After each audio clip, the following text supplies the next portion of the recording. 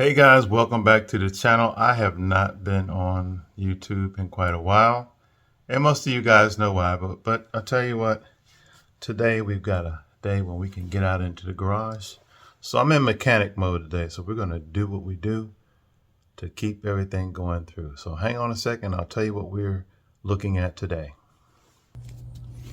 Okay guys, we are in the garage today, and what we're going to do, if you see down here, there is our power rack and pinion, which we are not going to use in our build because we're going with a manual steering rack. So it's some research, and I'm going out on a limb here and saying that you can get a manual rack and pinion steering for Foxbody Mustangs rather reasonably, and I will show you exactly what I bought. I did go out there and I looked at the Unisteer. In the past I have had Flaming River, but in this instance we purchased an eBay manual rack and pinion. Now, should we have problems with this rack and pinion, I will be the first one to tell you a manual rack and pinion, there should not be issues. It's a basic piece. And we got one that would fit the 79 through 93 Mustang. So let me turn the camera around and show you what it looks like.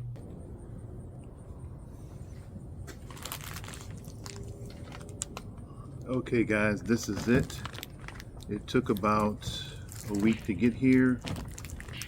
There are many of these online on eBay that you can purchase that are quite a bit cheaper than buying one of the other brand name alternatives. So we're going to see how nice or not nice this is, and I will be your guinea pig for all of you guys who are doing Foxbody manual rack and pinion replacing your power steering unit with a manual. And I really wanted to get this out today, slide it under the car and make sure that it is the exact same length. But I can do that without doing so. But the power rack that we have under there now is so nasty and dirty. I just want to get it out of there.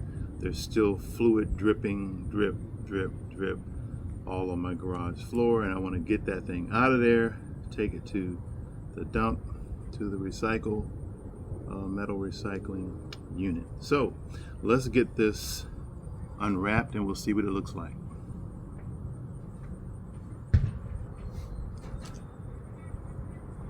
One of the issues that you run into when you are buying parts, as I am, if you're not going to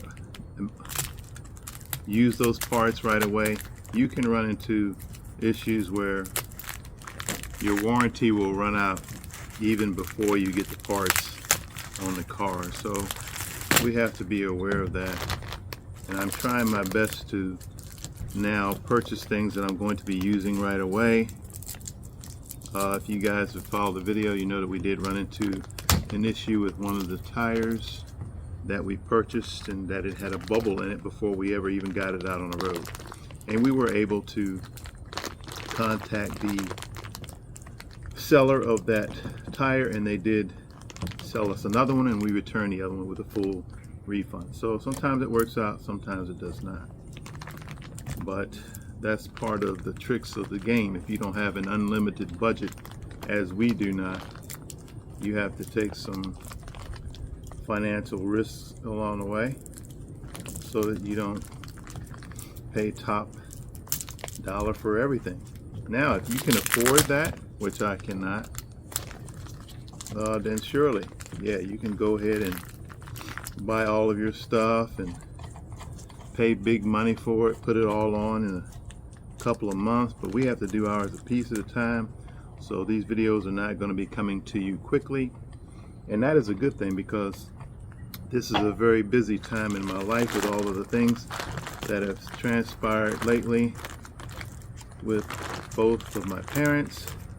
I do not have a whole lot of time to devote to just doing YouTube stuff. So if you guys will just bear with me, we will get it done. I'm not going to bore you guys with unpacking all of this. So right now we're going to speed up the film.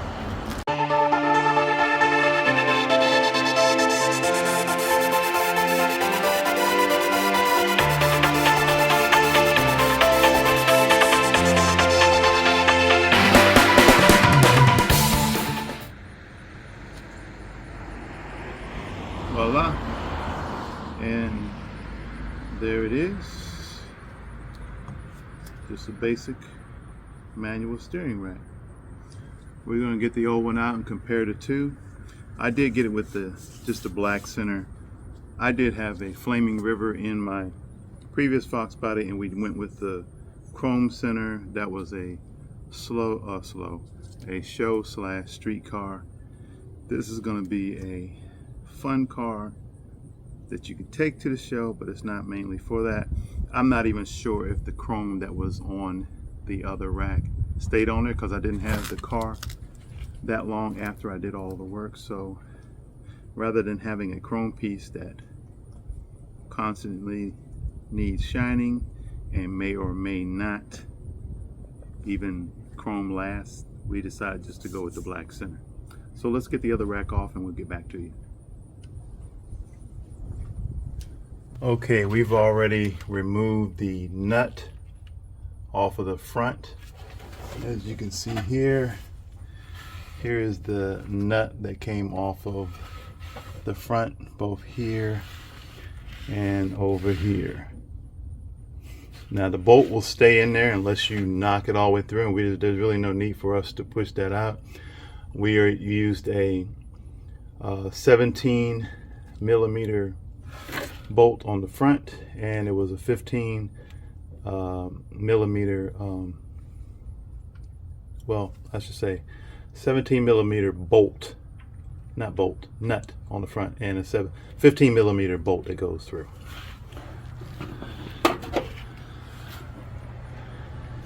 What we're going to do now,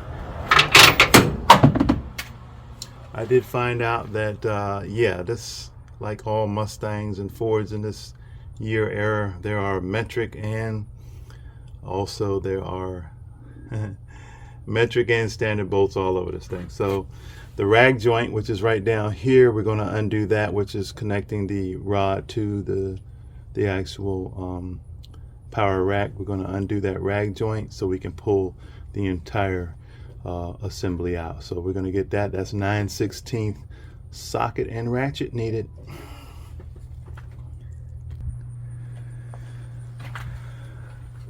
Once we remove the two bolts, yeah, it just slid right off, as you can see, and I just put the bolts back on because this whole assembly will come off if you if you don't.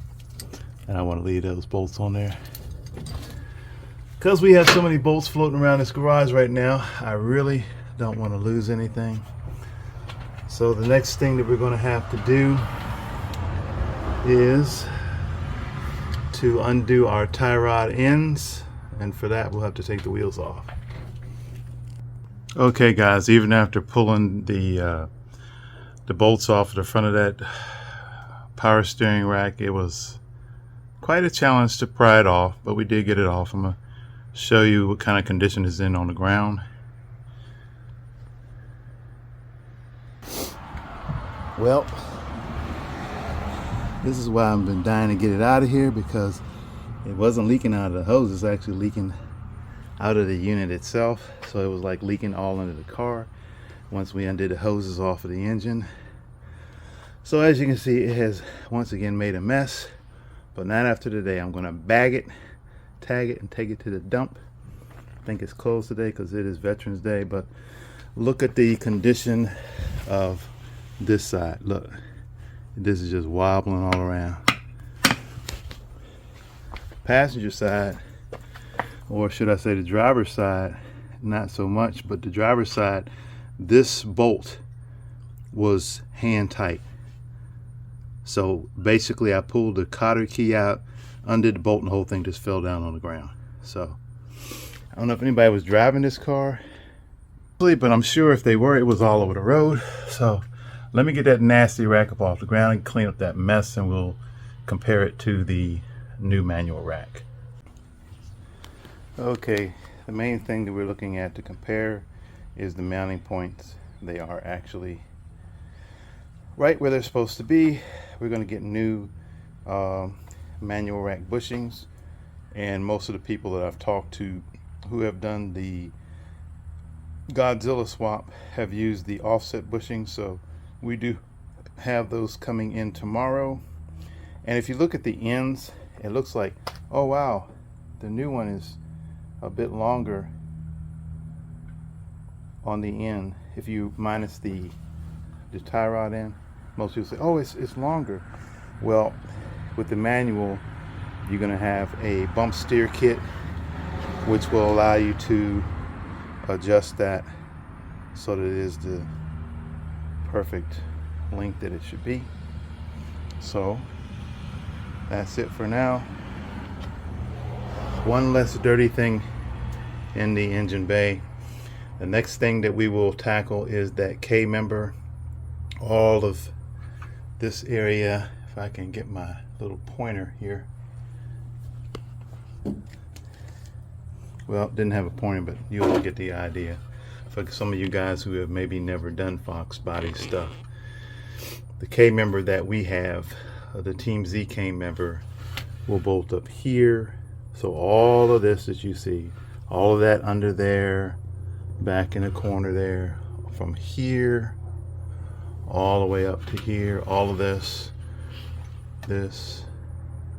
all the way over here, all the way to the back, all the way in the back over there, as you can see, all the way to just past those bolts that are plugging up some fuel lines. All of that is replaced by a tubular K member. And introduce you guys to that K member on a previous episode. It is also made by Team Z. So what are we waiting for now? We have to get our A-arms so that we can bolt the full suspension up. We do have the strange struts, coilover struts, springs. Yeah, we have pretty much everything. We'll have to get the bump steer kit, as well as eventually we're going to need a universal shaft for that steering, where the steering wheel, see that shaft that comes the way disconnected from the manual. You'll need a manual steering rack shaft assembly, but I want to be certain and sure that we have the right one, because when you're doing a Godzilla swap, that shaft has to fit down between the tube on the headers that is made for the Godzilla. So I want to make sure. I'm pretty much sure they're all universally that will fit in that area. I don't think there'll be a problem, but I want to be absolutely sure. I don't want to purchase anything not having the headers or the Godzilla engine here, and then later on when we get the Godzilla engine have an issue where we have something that we can't use, and then the warranty is gone and you can't return it, so then you're trying to sell it for pennies on the dollar, and I don't want to do that. So hope you guys enjoyed the video today. Remember, please like and subscribe. That keeps these videos going. And we do have some Maverick stuff coming up. I was approached by a vendor who has an item that I may test on this site. I'm very careful though, because some of these things that you put out here, I don't want anything that's going to harm anyone, anything that's going to be a safety issue or something that may be intrusive into your electronics. So we're going to make sure that we do our due diligence to do all the research before we do anything else. But continue to like and subscribe, and I'll see you on the next one. Have a blessed day.